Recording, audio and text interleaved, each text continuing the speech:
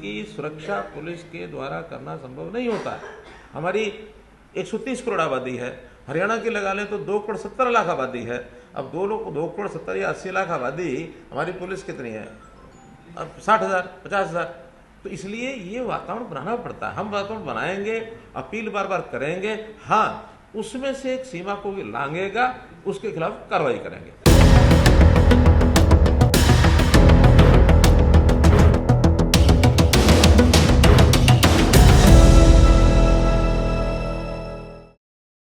ਵਾਹਿਗੁਰੂ ਜੀ ਕਾ ਖਾਲਸਾ, ਵਾਹਿਗੁਰੂ ਜੀ ਕੀ ਫਤਿਹ। ਤੁਸੀਂ ਦੇਖ ਰਹੇ ਹੋ ਟੀਵੀ 84 ਤੇ ਮੈਂ ਸੁਖਵਿੰਦਰ ਸਿੰਘ ਹਾਜ਼ਰ ਹਾਂ ਦਾ ਫਾਲਟ ਲਾਈਨਸ ਪ੍ਰੋਗਰਾਮ ਲੈ ਕੇ। ਭਾਰਤ ਦੇ ਵਿੱਚ ਕਮਿਊਨਲ ਵਾਇਲੈਂਸ ਲਗਾਤਾਰ ਵੱਧ ਰਹੀ ਹੈ। ਮਨੀਪੁਰ ਤੋਂ ਬਾਅਦ ਹੁਣ ਇਹ ਜਿਹੜੀ ਕਮਿਊਨਲ ਵਾਇਲੈਂਸ ਆ, ਸੰਪਰਦਾਇਕ ਹਿੰਸਾ ਆ, ਉਸ ਦੀ ਅੱਗ ਹਰਿਆਣੇ ਦੇ ਵਿੱਚ ਪਹੁੰਚ ਚੁੱਕੀ ਆ। ਹਰਿਆਣੇ ਦੇ ਨੂੰਹ ਦੇ ਵਿੱਚ ਪਿਛਲੇ 2 ਦਿਨਾਂ ਦੇ ਦੌਰਾਨ 6 ਤੋਂ ਵੱਧ ਲੋਕਾਂ ਦੀ ਮੌਤ ਹੋ ਚੁੱਕੀ ਆ।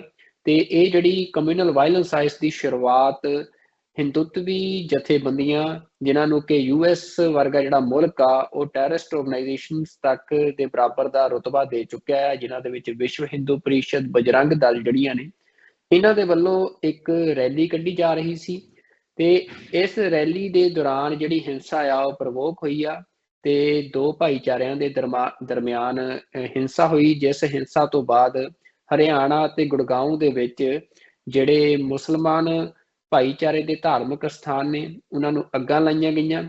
ਕਈ ਥਾਵਾਂ ਦੇ ਉੱਤੇ ਮੁਸਲਮਾਨਾਂ ਦੇ ਘਰਾਂ ਨੂੰ ਅੱਗਾਂ ਲਾਈਆਂ ਗਈਆਂ ਤੇ ਵੱਡੀ ਗਿਣਤੀ ਦੇ ਵਿੱਚ ਜਿਹੜਾ ਆ ਜਾਨੀ ਤੇ ਮਾਲੀ ਨੁਕਸਾਨ ਹੋਇਆ ਆ। ਤੇ ਜਿਹੜੀ ਇਹ ਹਿੰਸਾ ਆ, ਇਹ ਡਰ ਬਣਿਆ ਹੋਇਆ ਹੈ ਕਿ ਹਿੰਸਾ ਜਿਹੜੀ ਆ ਇਹ ਭਾਰਤ ਦੀ ਰਾਜਧਾਨੀ ਦਿੱਲੀ ਦੇ ਵਿੱਚ ਵੀ ਫੈਲ ਸਕਦੀ ਆ ਤੇ ਕਰਫਿਊ ਜਿਹੜਾ ਆ ਲਾਇਆ ਗਿਆ ਆ। ਸਿਚੁਏਸ਼ਨ ਟੈਂਸ ਬਣੀ ਗਈ ਆ।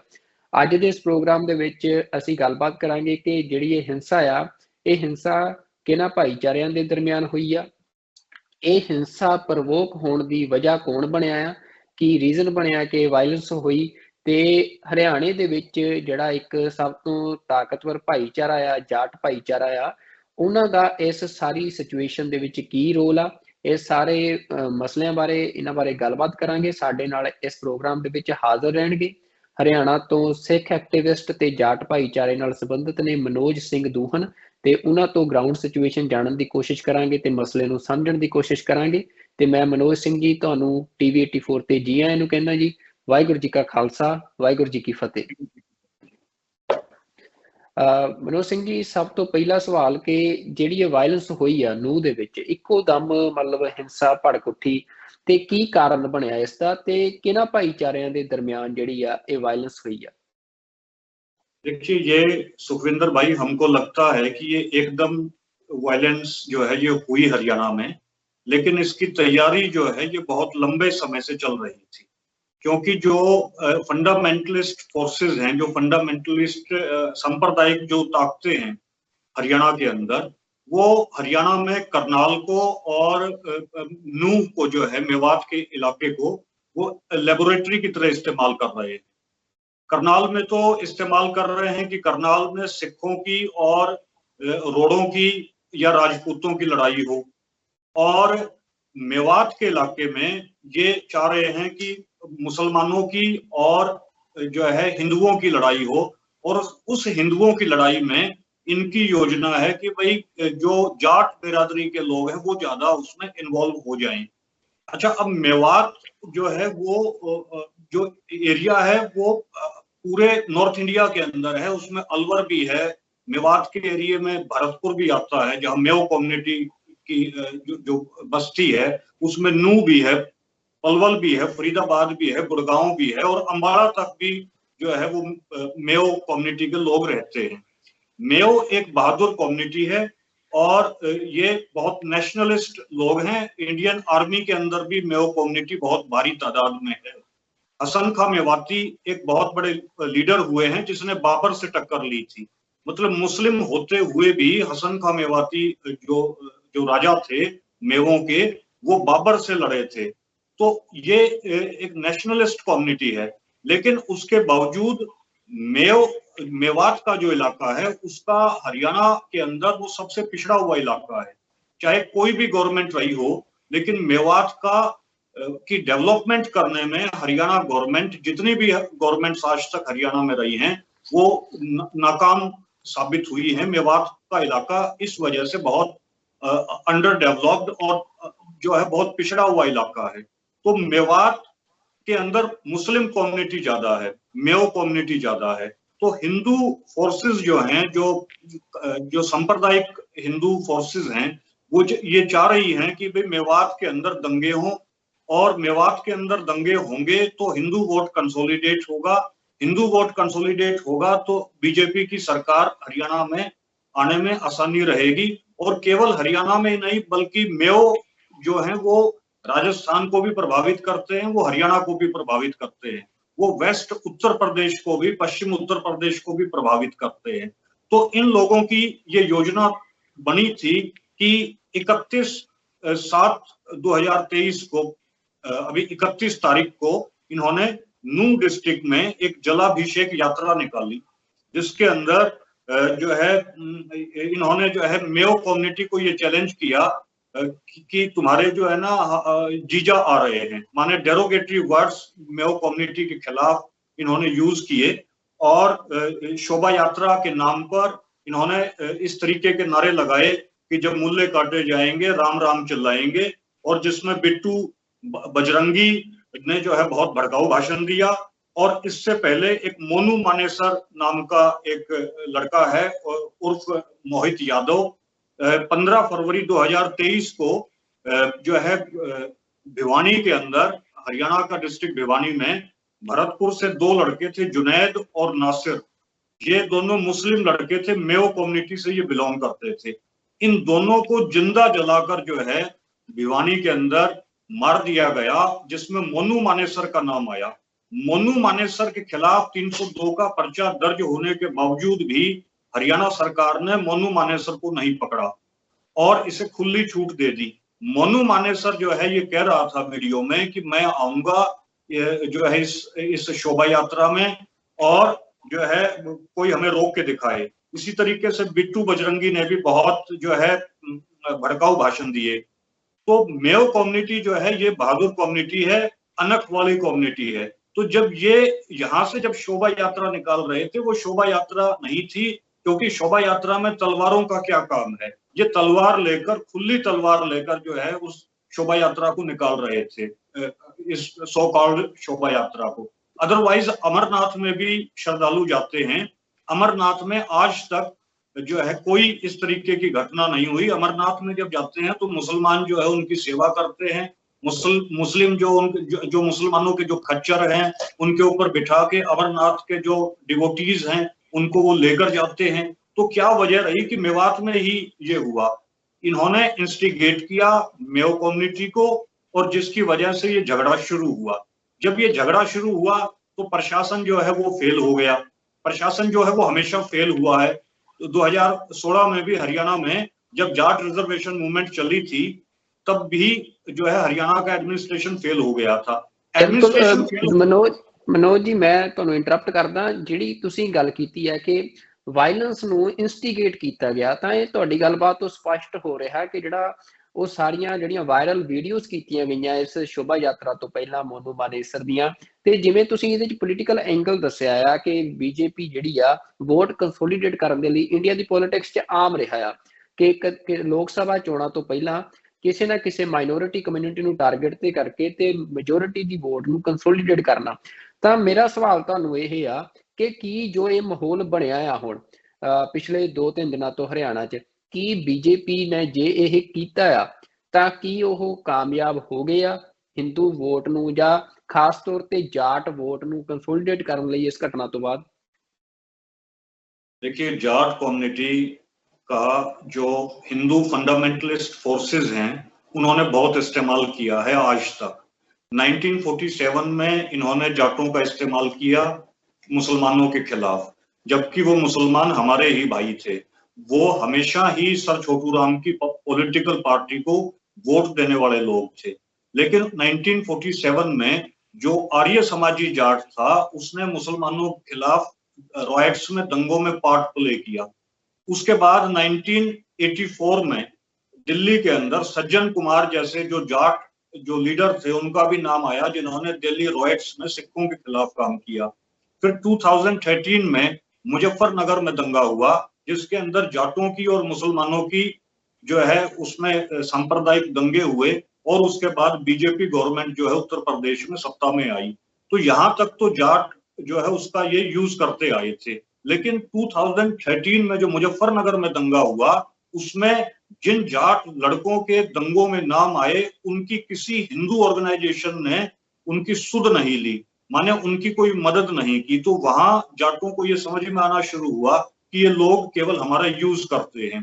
फिर 2016 के अंदर फैब 2016 में जब जाट रिजर्वेशन मूवमेंट चला तो हरियाणा गवर्नमेंट ने जाटों के ऊपर गोलियां चलवाई, 20 हमारे भाई शहीद हुए, हम खुद जेलों में रहे, सैकड़ों नौजवानों को जेलों में डालकर इन्होंने उनके कैरियर को तबाह करने की कोशिशें की। तो वहां जाटों को ये समझ में आया 2016 में कि ये गवर्नमेंट हमारी नहीं है। उसके बाद जब किसान मूवमेंट चला और पंजाब से उठ के जब सिख दिल्ली में आए तो सिखों का हौसला देखकर जो सुप्रेस्ड हो गया था जाट, जो यूथ, जो जाटों का जो डर के माहौल में आ गया था, वो पंजाब जब दिल्ली में उठकर आया तो उनको हौसला हुआ। तो किसान मूवमेंट के अंदर भी जाटों ने देखा कि भाई बीजेपी गवर्नमेंट जो है वो तो तुम्हारे ऊपर गोलियां चला रही थी और पंजाब का जो सिख आया है दिल्ली के अंदर वो तुम्हारी मदद में आया है, वो इस देश की किसानी को बचाने के लिए, खेती को बचाने के लिए आया है। तो वहां जाटों ने हिंदू संगठनों का जो रोल देखा, विश्व हिंदू परिषद का या बजरंग दल का या आरएसएस का जो रोल देखा, वो रोल जो था वो सोशल मीडिया के थ्रू या अखबारों के थ्रू जो जाटों ने ऑब्जर्व किया, वो रोल ये था कि ये जाटों को गालियां दे रहे थे जो हिंदू ऑर्गेनाइजेशन थे। तो वहां भी जाटों में जागृति आई। उसके बाद अभी पहलवानों का मूवमेंट चला जिसमें ब्रजभूषण शरण, जिसके ऊपर बलात्कार का जो है मुकदमा दायर हुआ, बलात्कार का जिसके ऊपर आरोप लगा, यौन शोषण का जिस पे आरोप लगा, उसको बचाने के लिए अयोध्या के संत जो है उसके साथ खड़े हो गए। तो यहाँ जाटों को ये बात समझ में आ गई कि भाई ये जो हिंदू संगठन हैं ये कभी भी मुसीबत पड़ने पर जाटों के साथ खड़े नहीं होते। तो वहां जाटों की जो है लुट पिट कर जो है ये समझ बढ़ी, और जब जाटों की समझ बढ़ी तो अब जब मेवात के अंदर जब ये दंगा शुरू हुआ और जब हिंदू संगठन मेव कम्युनिटी के खिलाफ जो एक बहादुर कम्युनिटी है उसको इंस्टिगेट करके उनके खिलाफ लड़ने के लिए पहुंचे, तो इनकी कोशिश ये थी कि वे पूरे हरियाणा में दंगा फैल जाएगा क्योंकि जाट कम्युनिटी जो है हिंदू ऑर्गेनाइजेशंस के साथ आ जाएगी। लेकिन हिस्ट्री में ये पहली घटना ऐसी हुई कि जिसके अंदर जाटों ने जो है वो हिंदू संगठनों के साथ आने से मना कर दिया, और केवल मना ही नहीं किया बल्कि हिंदू संगठनों को जाटों ने ट्रोल करना शुरू कर दिया, मीम्स बनाने शुरू कर दिए, स्पीचेस देनी शुरू कर दी कि भाई हम जो है वो हिंदू जो लड़ाई लड़ रहे हैं उसमें हम साथ में नहीं आएंगे। तो जिसकी वजह से हिंदू वोटों को कंसोलिडेट करके या रॉयट्स करवा के, फसाद करवा के, जो इनकी आरएसएस की या हिंदू संगठनों की जो साजिश थी, जो इनकी कॉन्स्पिरेसी थी, वो सिरे से फेल हो गई है। और जिसकी वजह से आज हरियाणा के अंदर जो है ये इनकी योजना तो थी पूरे हरियाणा के अंदर ये आग फैलेगी या पूरे नॉर्थ इंडिया के अंदर ये आग फैलेगी, लेकिन जाटों की समझदारी की वजह से और जाटों के अंदर जो समझदारी आई उसमें किसान मूवमेंट का बहुत बड़ा रोल है, और उसमें सिखों के साथ जो इनका भाईचारा बना था किसान मूवमेंट में, उसने एक जो है ना एक बेस का काम किया। तो जिसकी वजह से इनकी ये योजना जो है ये फेल हो गई है हरियाणा के अंदर। ਤਾਂ ਫਿਰ ਇਹ ਗੱਲ ਹੁਣ ਇੱਕ ਠੀਕ ਆ, ਬੜੀ ਮਾੜੀ ਗੱਲ ਆ ਕਿ ਜਿਹੜੀ ਵਾਇਲੈਂਸ ਹੋ ਰਹੀ ਆ, ਕਮਿਊਨਲ ਵਾਇਲੈਂਸ, ਲੋਕਾਂ ਦੀ ਮੌਤ ਹੋਈ ਆ, ਲੋਕਾਂ ਦੇ ਘਰ ਜਿਹੜੇ ਤਬਾਹ ਹੋਏ ਆ, ਤਾਂ ਇਹ ਜਿਹੜੀ ਸਾਰੀ ਵਾਇਲੈਂਸ ਦੇ ਵਿੱਚ ਤੁਸੀਂ ਪ੍ਰਸ਼ਾਸਨ ਦੀ ਗੱਲ ਕਰ ਰਹੇ ਸੀ ਕਿ ਪ੍ਰਸ਼ਾਸਨ ਫੇਲ ਆ। ਹੁਣ ਜੇ ਪਿਛਲੇ 2 ਦਿਨਾਂ ਦੀ ਮੈਂ ਗੱਲ ਕਰਾਂ ਤਾਂ ਖਬਰਾਂ ਇਹ ਸਾਹਮਣੇ ਆ ਰਹੀਆਂ ਕਿ ਠੀਕ ਆ, ਪਹਿਲੇ ਦਿਨ ਟਕਰਾਅ ਹੋਇਆ 2 ਭਾਈਚਾਰਿਆਂ ਦੇ ਦਰਮਿਆਨ, ਆਮੋ ਸਾਹਮਣੇ ਹੋਏ 2 ਭਾਈਚਾਰੇ, ਪਰ ਉਸ ਤੋਂ ਬਾਅਦ ਜਿਹੜੀ ਇਹ ਵਾਇਲੈਂਸ ਆ, ਜਿਵੇਂ ਗੁੜਗਾਉਂ ਦੇ ਵਿੱਚ ਇੱਕ ਮਸਜਿਦ ਦੇ ਵਿੱਚ ਕਾਜ਼ੀ ਨੂੰ ਕਤਲ ਕੀਤਾ ਗਿਆ ਆ, ਮੌਲਵੀ ਨੂੰ ਕਤਲ ਕੀਤਾ ਗਿਆ ਤੇ ਮਸਜਿਦ ਨੂੰ ਅੱਗ ਲਾਈ ਗਈ ਆ, ਹੋਰ ਜਿਹੜੇ ਮੁਸਲਿਮਸ ਦੇ ਬਿਜ਼ਨਸ ਨੇ ਜਾਂ ਫਿਰ ਉਹਨਾਂ ਦੇ ਘਰ ਨੇ ਉਹਨਾਂ ਨੂੰ ਅੱਗਾਂ ਲਾਈਆਂ ਜਾ ਰਹੀਆਂ। ਤਾਂ ਫਿਰ ਤੁਸੀਂ ਕੀ ਦੇਖ ਰਹੇ ਹੋ ਕਿ ਇਹ ਹੁਣ ਜਿਹੜੀ ਵਾਇਲੈਂਸ ਆ, ਇਹਨੂੰ ਇੱਕ ਪਲੈਨਡ ਤਰੀਕੇ ਦੇ ਨਾਲ, ਮਤਲਬ ਸਟੇਟ ਇਨਵੋਲਵਮੈਂਟ ਦੇ ਨਾਲ, ਅਸੀਂ ਕਹੀਏ ਵੀ ਸਰਕਾਰਾਂ ਦੀ ਇਨਵੋਲਵਮੈਂਟ ਦੇ ਨਾਲ ਇਹਨੂੰ ਅੱਗੇ ਹੋਰ, ਮਤਲਬ ਪਾਰਟਿਕੂਲਰਲੀ ਓਵਰਆਲ ਸਿਰਫ ਇੱਕ ਜਿਹੜੀ ਮਿਊ ਕਮਿਊਨਿਟੀ ਆ ਉਹ ਨਹੀਂ, ਮਤਲਬ ਓਵਰਆਲ ਜਿਹੜੇ ਮੁਸਲਿਮਸ ਆ ਉਹਨਾਂ ਨੂੰ ਟਾਰਗੇਟ ਕਰਨ ਦੀ ਵੀ साजिश घड़ी जा रही है? देखिए, ये तो इनकी साजिश जो है ये शुरू से ही रही है। 1925 में आरएसएस बनी थी, तो हम इनका लिटरेचर पढ़ेंगे तो इनके लिटरेचर में चाहे गोलवलकर का हम लोग लिटरेचर पढ़ लें, चाहे हेडगेवार का लिटरेचर पढ़ लें, चाहे सावरकर का लिटरेचर पढ़ लें, इनके लिटरेचर में हमेशा ही ये रहा है कि ये मुस्लिम कम्युनिटी को टारगेट करते हैं और मुस्लिम कम्युनिटी को टारगेट करके अदर जो पीजेंट कम्युनिटीज हैं उनके माइंड को हिंदुआइज करते हैं और उन्हें डिवाइन स्लेव बनाने की ये कोशिश करते हैं। तो ये इनकी हमेशा से ही इनकी ये जो है योजना, इनकी साजिश रही है, इनकी थीसिस ही यही है। इसी थीसिस के ऊपर इनका सारा ऑर्गेनाइजेशन काम करता है। तो आपकी बात सही है कि इसके अंदर प्रशासन का फेलियर रहा है, लेकिन आज हरियाणा के मुख्यमंत्री खट्टर साहब का जो बयान आया है इसमें वो ये आया है कि भाई हरियाणा के अंदर पुलिस की कमी है और जो है हमारे पास चूंकि पुलिस फोर्स की कमी है तो जिसकी वजह से ये रॉयट्स हुए हैं। हरियाणा के अंदर अगर पुलिस फोर्स की कमी है तो उसकी वजह क्या है? उसकी वजह यह है कि ये हरियाणा सरकार ने आज तक नौकरियां किसी को दी नहीं है। कोई भी नौकरी का फॉर्म निकलता है वो उस पर फिर हाई कोर्ट में जो है मुकदमे हो जाते हैं जानबूझकर कि ये नौकरियां जो है कहीं देनी ना पड़ जाएं। तो अगर हरियाणा के अंदर पुलिस फोर्स कम भी है तो वो कमी किसकी है? और हकीकत ये है कि ये जानबूझकर अपने फेलियर को छिपाने के लिए अब हरियाणा पुलिस के ऊपर ये तोहमत लगा रहे हैं। और हरियाणा पुलिस के ऊपर जब 2016 के अंदर जब दंगे हुए थे हरियाणा के अंदर, जब जाट रिजर्वेशन मूवमेंट के अंदर भी सरकार फेल हुई थी, तो इन्हीं का विवेकानंद फाउंडेशन का एक पंजाब का डीजीपी रहा था प्रकाश सिंह, तो प्रकाश सिंह कमेटी बनी थी। प्रकाश सिंह कमेटी ने यह रिपोर्ट दी थी कि हरियाणा पुलिस में प्रशासनिक पुलिस के सुधार की जरूरत है, पुलिस रिफॉर्म्स की जरूरत है। तो 2016 में यह रिपोर्ट आई थी कि भाई पुलिस रिफॉर्म्स की जरूरत है। 2016 से लेके अब तक पुलिस रिफॉर्म्स क्यों नहीं किए गए? हरियाणा के अंदर जब जाट रिजर्वेशन मूवमेंट हुआ था तो उस समय एक इंसिडेंट मैं आपको बताता हूं कि पुलिस कैसे फेल होती है। जो पुलिस का जवान है वो हरियाणा पुलिस का जवान बहुत बहादुर जवान है, लेकिन जो ऑफिसर्स आते हैं वो ऑफिसर्स आते हैं शहरी तबके से, वो ऑफिसर्स आते हैं अर्बन एरियाज से, और अर्बन एरियाज से आने की वजह से वो लोग, उनके अंदर वो करेज नहीं होता, वो हिम्मत नहीं होती जो गांव के आदमी में होती है, जो देहात के आदमी में होती है। तो हरियाणा के अंदर 2016 में जब जाट रिजर्वेशन मूवमेंट चला, तो जब वायलेंस हुई, प्रशासन फेल हुआ, तो रोहतक का जो आईजी था, इंस्पेक्टर जनरल जो था पुलिस का रोहतक डिस्ट्रिक्ट का, उसने अपने डर में जो है सारी पुलिस फोर्स को अपनी कोठी के बाहर लगा लिया कि भाई कहीं तेरे ऊपर अटैक ना हो जाए। तो पूरी पुलिस फोर्स को जहां लगना चाहिए था रोहतक डिस्ट्रिक्ट के अंदर लोगों की सुरक्षा में, आईजी साहब ने घबराकर उस पुलिस फोर्स को लगा लिया अपनी सुरक्षा में। तो ये अपनी सुरक्षा में लगाने की वजह से जो है शहर के अंदर पुलिस की कमी हो गई और शहर में दंगे हो गए। तो इस वजह से सर छोटू राम जी हमेशा कहा करते थे कि भाई प्रशासनिक अधिकारी उसको बनाओ जिसके अंदर हिम्मत हो। और उन्होंने जाट गजट जो अखबार चलाया करते थे उसमें उन्होंने लिखा था कि कम से कम रात को 12 मील का सफर जो आदमी अकेले में कर सकता हो, जंगल के अंदर कर सकता हो 12 मील का सफर, उसको जो है वो जो है सिविल सर्विसेज में आना चाहिए, ये भी एक कंडीशन होनी चाहिए। तो अब हरियाणा सरकार तो पूरे तरीके से इसमें फेल रही है, लेकिन हरियाणा सरकार जो है वो अपनी जिम्मेदारी ना लेके पुलिस प्रशासन के ऊपर इस बात को थोप रही है। तो भाई पुलिस प्रशासन भी तो आपकी है, तो इस वजह से जो है ये हरियाणा सरकार का एडमिनिस्ट्रेशन में फेल हुआ और हमेशा फेल होता आया है हरियाणा सरकार का। जाट रिजर्वेशन में फेल हुआ, उससे पहले राम रहीम की गिरफ्त के ऊपर जो फैसला आया था तब दंगे हुए हरियाणा के अंदर। उससे पहले जो है बाबा रामपाल जी, उसके ऊपर बरवाड़ा में दंगे हुए, वहां पुलिस प्रशासन फेल हुआ। तो बार बार हरियाणा का पुलिस प्रशासन फेल हो रहा है और सरकार इसकी जिम्मेदारी लेने के लिए तैयार नहीं है। मनोज जी, आखिरी सवाल ਵੱਲ ਨੂੰ ਵਧਦੇ ਆ। ਇਹ ਸਵਾਲ ਮੈਂ ਪੁੱਛਣਾ ਚਾਹੁੰਦਾ ਕਿ ਜਿਹੜੀ ਸਿਚੁਏਸ਼ਨ ਬਣ ਰਹੀ ਹੈ ਇੰਡੀਆ ਦੇ ਵਿੱਚ, ਦੁਨੀਆ ਦੇ ਵਿਦਵਾਨ ਇਹ ਗੱਲ ਕਹਿ ਰਹੇ ਨੇ ਕਿ ਇੰਡੀਆ ਦੇ ਵਿੱਚ ਜਿਹੜੀ ਖਾਸ ਤੌਰ ਤੇ ਮੁਸਲਿਮਸ ਸਭ ਤੋਂ ਵੱਡੇ ਟਾਰਗੇਟ ਨੇ, ਪਰ ਹੋਰ ਮਾਈਨੋਰਿਟੀ ਕਮਿਊਨਿਟੀਜ਼ ਵੀ ਜਿਹੜੀਆਂ ਹੈਗੀਆਂ ਨੇ, ਕਿਸੇ ਵੀ ਮਾਈਨੋਰਿਟੀ ਕਮਿਊਨਿਟੀ ਦਾ ਬੜੀ ਛੇਤੀ ਜੈਨੋਸਾਈਡ ਹੋਣ ਦੀਆਂ ਸੰਭਾਵਨਾਵਾਂ ਨੇ। ਤਾਂ ਜਿਹੜੀ ਇਹ ਇੱਕ ਜੈਨੋਸਾਈਡਲ ਇੰਸਟਿੰਕਟ ਆ ਇੰਡੀਅਨ ਪੋਲਿਟਿਕਸ ਦੇ ਵਿੱਚ ਜਾਂ ਇੰਡੀਅਨ ਐਸਟੈਬਲਿਸ਼ਮੈਂਟ ਦੇ ਵਿੱਚ, ਤਾਂ ਉਹ ਕਿਸੇ ਤੋਂ ਲੁਕੀ ਨਹੀਂ।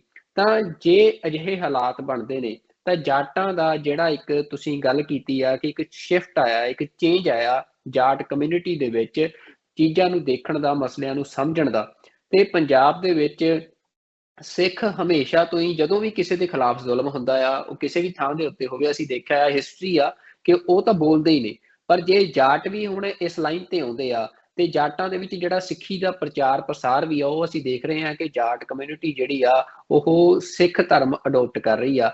ਤਾਂ ਕੀ ਇੱਕ ਪੋਸੀਬਿਲਿਟੀ ਹੈ ਕਿ ਇਹ ਇੱਕ ਕਾਮਨ ਫੋਰਸ ਪੰਜਾਬ ਅਤੇ ਹਰਿਆਣਾ ਦੇ ਵਿੱਚ ਸਿੱਖੀ ਦੇ ਰੂਪ ਦੇ ਵਿੱਚ ਬਣ ਕੇ ਤੇ ਮਤਲਬ ਸਾਰੇ ਇੰਡੀਆ ਦੇ ਵਿੱਚ ਜਿਹੜੀ ਕਿਸੇ ਦਾ ਵੀ ਜਿਹੜਾ ਜ਼ੁਲਮ ਆ ਜਾਂ ਕੋਈ ਨਸਲ ਘਾਤ ਹੋਣ ਦੀਆਂ ਸੰਭਾਵਨਾਵਾਂ ਨੇ ਉਹਨਾਂ ਨੂੰ ਠੱਲ ਪਾ ਸਕਦਾ ਹੈ? डेफिनेटली भाई साहब, ये तो फोर्स जो है ये बनेगी और गुरु महाराज जी का भी वचन है कि भाई 96 करोड़ी खालसा होना है और ख्वार हुए सब मिलेंगे। ये सारे जितने युद्ध में हम लोग अलग हो चुके थे ये दोबारा मिल रहे हैं और पूरे देश को अब होप ही हरियाणा पंजाब से है, अदरवाइज तो सब सरेंडर कर चुके हैं इनके आगे। आप देखिए मणिपुर में कितने रॉयट्स चल रहे हैं, कोई वहां पे कंट्रोल जो है वो सिचुएशन आ नहीं रही। हरियाणा में भी ये चाह रहे थे कि ये दंगे हों, लेकिन हरियाणा के अंदर जो सिक्खी का प्रभाव हरियाणा में आया है उसकी वजह से ही हरियाणा के अंदर ये एनलाइटनमेंट हुई है, लोगों का दिमाग खुला है, लोगों के दिमाग में दुश्मन की पहचान हुई है। इसमें किसान मूवमेंट का और सिक्खी का बड़ा रोल है। तो आपकी बात सही है कि हरियाणा का जाट अगर समझदार हो गया तो और सिखों के साथ मिल गया तो पूरे साउथ एशिया को लीड करने की ताकत जो है वो हरियाणा पंजाब में आ जाएगी। ਬਿਲਕੁਲ ਮਨੋਜ ਦੋਹਨ ਜੀ, ਬਹੁਤ ਵੱਡੀ ਸਟੇਟਮੈਂਟ ਹੈ ਤੁਹਾਡੀ ਇਹ, ਜਿਹਦੇ ਨਾਲ ਇਹ ਪ੍ਰੋਗਰਾਮ ਮੈਂ ਕਨਕਲੂਡ ਵੀ ਕਰਦਾ। ਤੁਸੀਂ ਸਾਨੂੰ ਜਿਹੜੀ ਸਿਚੁਏਸ਼ਨ ਸਾਰੀ ਗਰਾਊਂਡ ਦੇ ਉੱਤੇ ਆ, ਖਾਸ ਤੌਰ ਤੇ ਜਿਹੜਾ ਉਹਦਾ ਪੋਲੀਟੀਕਲ ਐਂਗਲ ਆ ਕਿ ਵਾਇਲੈਂਸ ਦੀ ਜੜ ਕਿੱਥੇ ਪਈ ਆ, ਤੁਸੀਂ ਉਹ ਬੜੀ ਡਿਟੇਲ ਦੇ ਵਿੱਚ ਸਾਡੇ ਦਰਸ਼ਕਾਂ ਨੂੰ ਸਮਝਾਈ ਤੇ ਇਹਦੇ ਲਈ ਬਹੁਤ ਧੰਨਵਾਦ। ਤੇ ਜਿਹੜਾ ਤੁਸੀਂ ਲਾਸਟ ਤੁਹਾਡਾ ਕਮੈਂਟ ਆ ਉਹ ਬਹੁਤ ਇੰਪੋਰਟੈਂਟ ਆ ਤੇ ਸ਼ਾਇਦ ਹਿਊਮੈਨਿਟੀ ਦੇ ਲਈ ਤੇ ਪੂਰੀ ਦੁਨੀਆ ਦੇ ਲਈ ਜਿਹੜਾ ਆ ਉਹ ਇੱਕ ਸੌਗਾਤ ਵਾਂਗ ਆ ਜੇ ਸਿੱਖੀ ਦੀ ਜਿਹੜੀ ਇਸ ਤਰ੍ਹਾਂ ਦੇ ਨਾਲ ਪ੍ਰਚਾਰ ਪ੍ਰਸਾਰ ਹੁੰਦਾ ਹੈ ਤੇ ਜਿਹੜੇ ਜ਼ੁਲਮ ਆ ਲੋਕਾਂ, ਬੇਗੁਨਾਹ ਲੋਕਾਂ ਦੇ ਉੱਤੇ ਜਿਵੇਂ ਜ਼ੁਲਮ ਹੁੰਦਾ ਆ, ਉਸ ਨੂੰ ਜੇ ਠੱਲ ਪੈਂਦੀ ਆ ਤੇ ਅਸੀਂ ਅਰਦਾਸ ਕਰਦੇ ਹਾਂ। ਤੇ ਸਾਡੇ ਨਾਲ ਜੁੜਨ ਦੇ ਲਈ ਤੁਹਾਡਾ ਬਹੁਤ ਬਹੁਤ ਧੰਨਵਾਦ ਜੀ। ਵਾਹਿਗੁਰੂ ਜੀ ਕਾ ਖਾਲਸਾ, ਵਾਹਿਗੁਰੂ ਜੀ ਕੀ ਫਤਿਹ। ਸੋ ਅੱਜ ਦੇ ਇਸ ਪ੍ਰੋਗਰਾਮ ਦੇ ਵਿੱਚ ਜਿਵੇਂ ਮਨੋਜ ਸਿੰਘ ਦੂਹਨ ਹੋਰਾਂ ਨੇ ਸਾਨੂੰ ਡਿਟੇਲਡ ਰਿਪੋਰਟ ਦਿੱਤੀ ਆ ਗਰਾਊਂਡ ਤੋਂ ਕਿ ਆਖਰ ਕੀ ਵਜ੍ਹਾ ਆ ਕਿ ਇਸ ਤਰ੍ਹਾਂ ਦੀਆਂ ਜਿਹੜੀਆਂ ਕਮਿਊਨਲ ਵਾਇਲੈਂਸਿਸ ਨੇ ਇੰਡੀਆ ਦੇ ਵਿੱਚ, ਖਾਸ ਤੌਰ ਤੇ ਜਿੱਥੇ ਇਲੈਕਸ਼ਨ ਹੋਣੇ ਹੁੰਦੇ ਆ, ਜਦੋਂ ਇਲੈਕਸ਼ਨ ਹੋਣੇ ਹੁੰਦੇ ਆ ਉਸ ਤੋਂ ਪਹਿਲਾਂ ਹੁੰਦੀ ਆ, ਤੇ ਕਿਵੇਂ ਜਿਹੜੀ ਮਾਈਨੋਰਿਟੀ ਕਮਿਊਨਿਟੀ ਆ ਉਹਨੂੰ ਇੱਕ ਫੋਡਰ ਵਾਂਗ, ਇੱਕ ਮਤਲਬ ਖੁਰਾਕ ਵਾਂਗ ਯੂਜ਼ ਕੀਤਾ ਜਾਂਦਾ ਆ ਆਪਣੇ ਜਿਹੜੇ ਉਹਨਾਂ ਦੀਆਂ ਇੱਛਾਵਾਂ ਨੇ ਪਾਵਰ ਚੋਣ ਦੀਆਂ, ਉਹਨਾਂ ਨੂੰ ਪੂਰਾ ਕਰਨ ਦੇ ਲਈ। ਤੇ ਮੇਵਾਤ ਦਾ ਇਲਾਕਾ, ਉੱਥੇ ਕੀ ਸਿਆਸਤ ਖੇਡੀ ਜਾ ਰਹੀ ਆ, ਕਿਵੇਂ ਇਸ ਵਾਇਲੈਂਸ ਨੂੰ ਮਤਲਬ ਪ੍ਰਵੋਕ ਕੀਤਾ ਗਿਆ, ਕਿਵੇਂ ਵਾਇਲੈਂਸ ਕਰਵਾਈ ਗਈ ਆ। ਭਾਰਤ ਦੇ ਵੀ ਕਈ ਜਿਹੜੇ ਮੇਨਸਟ੍ਰੀਮ ਮੀਡੀਆ ਅਦਾਰੇ ਨੇ ਉਹਨਾਂ ਦੇ ਵਿੱਚ ਵੀ ਹੁਣ ਇਹ ਗੱਲ ਹੋਣ ਲੱਗੀ ਆ ਕਿ ਕਿਵੇਂ ਇਹ ਵਾਇਲੈਂਸ ਜਿਹੜੀ ਆ ਉਹਨੂੰ ਇੱਕ ਪਲੈਨਡ ਤਰੀਕੇ ਦੇ ਨਾਲ ਇੰਸਟੀਗੇਟ ਕੀਤਾ ਗਿਆ। ਤੇ ਉਹ ਸਾਰੀ ਜਿਹੜੀ ਜਾਣਕਾਰੀ ਆ ਸਾਨੂੰ ਮਨੋਜ ਸਿੰਘ ਹੋਰਾਂ ਨੇ ਦਿੱਤੀ ਆ। ਤੇ ਇਹ ਇੱਕ ਵੱਡਾ ਸਵਾਲ ਵੀ ਆ, ਇਸ ਤੋਂ ਪਿਛਲਾ ਪ੍ਰੋਗਰਾਮ ਵੀ ਅਸੀਂ ਇਸੇ ਗੱਲ ਤੇ ਕੀਤਾ ਸੀ ਕਿ ਇੰਡੀਆ ਦੇ ਵਿੱਚ ਜੈਨੋਸਾਈਡ ਕੋਈ ਨਵੀਂ ਗੱਲ ਨਹੀਂ ਆ। ਇੰਡੀਆ ਦੇ ਵਿੱਚ ਮਾਈਨੋਰਿਟੀ ਕਮਿਊਨਿਟੀਜ਼ ਦੇ ਪਹਿਲਾਂ ਜੈਨੋਸਾਈਡ ਹੋਏ ਆ ਤੇ ਦੁਨੀਆ ਦੇ ਵੱਡੇ ਵਿਦਵਾਨ ਇਹ ਗੱਲ ਕਹਿ ਰਹੇ ਆ ਕਿ ਫਿਊਚਰ ਦੇ ਵਿੱਚ, ਨੇੜਲੇ ਭਵਿੱਖ ਦੇ ਵਿੱਚ ਵੀ ਬਹੁਤ ਵੱਡੀ ਸੰਭਾਵਨਾ ਹੈ ਕਿ ਜਿਹੜੀਆਂ ਘੱਟ ਗਿਣਤੀਆਂ ਨੇ ਉਹਨਾਂ ਨੂੰ ਨਸਲਕੁਸ਼ੀ ਦਾ ਸਾਹਮਣਾ ਕਰਨਾ ਪੈ ਸਕਦਾ। ਤਾਂ ਅਜਿਹੇ ਵਿੱਚ ਸੁਰੱਖਿਆ ਆਪਣੇ ਹੱਥ 'ਚ ਆ ਕਿ ਜਿਹੜੀਆਂ ਇਹ ਘੱਟ ਗਿਣਤੀ ਭਾਈਚਾਰੇ ਨੇ ਉਹ ਆਪਣੀ ਸੁਰੱਖਿਆ ਦੇ ਲਈ ਕੀ ਕਰਦੇ ਨੇ, ਕਿਵੇਂ ਜਿਹੜੇ ਘੱਟ ਗਿਣਤੀ ਭਾਈਚਾਰੇ ਨੇ ਉਹਨਾਂ ਦੀ ਸਾਂਝ ਮਜ਼ਬੂਤ ਹੁੰਦੀ ਆ ਤੇ ਉਹ ਇੱਕ ਦੂਜੇ ਦੇ ਨਾਲ ਮੁਸੀਬਤ ਦੇ ਸਮੇਂ ਖੜਦੇ ਨੇ। ਇਹ ਗੱਲ ਬੜੀ ਇੰਪੋਰਟੈਂਟ ਆ ਤੇ ਸਿੱਖਾਂ ਦੇ ਲਈ ਵੀ ਇਹ ਗੱਲ ਮਾਣ ਕਰਨ ਵਾਲੀ ਹੈ। ਜਿਵੇਂ ਮਨੋਜ ਸਿੰਘ ਦੋਹਨ ਹੋਰਾਂ ਨੇ ਦੱਸਿਆ ਕਿ ਸਿੱਖੀ ਦੇ ਪ੍ਰਚਾਰ ਪ੍ਰਸਾਰ ਦੇ ਨਾਲ ਕਿਵੇਂ ਜਿਹੜਾ ਜਾਟ ਕਮਿਊਨਿਟੀ ਆ, ਇੱਕ ਅਣਖੀਲੀ ਕੌਮ ਆ ਨੌਰਥਨ ਖਿੱਤੇ ਦੇ ਵਿੱਚ, ਹਰਿਆਣਾ ਦੇ ਵਿੱਚ, ਤੇ ਕਿਵੇਂ ਉਹਨਾਂ ਦੇ ਵਿੱਚ ਐਨਲਾਈਟਨਮੈਂਟ ਆਈ ਆ ਤੇ ਇਸ ਵਾਰ ਦੀ ਜਿਹੜੀ ਕੋਸ਼ਿਸ਼ ਸੀ ਪੂਰੇ ਹਰਿਆਣਾ ਦੇ ਵਿੱਚ ਅੱਗ ਲਾਉਣ ਦੀ, ਉਸ ਨੂੰ ਜਿਵੇਂ ਹਰਿਆਣਾ ਦੇ ਵਿੱਚੋਂ ਨਹੀਂ ਲੱਗੀ, ਉਸ ਦੇ ਪਿੱਛੇ ਵੱਡਾ ਕਾਰਨ ਕਿਸਾਨ ਸੰਘਰਸ਼ ਜੋ ਮੂਵਮੈਂਟ ਇੱਕ ਪੰਜਾਬ ਤੇ ਹਰਿਆਣੇ ਦੇ ਲੋਕਾਂ ਨੇ ਇਕੱਠੇ ਹੋ ਕੇ ਲੜੀ,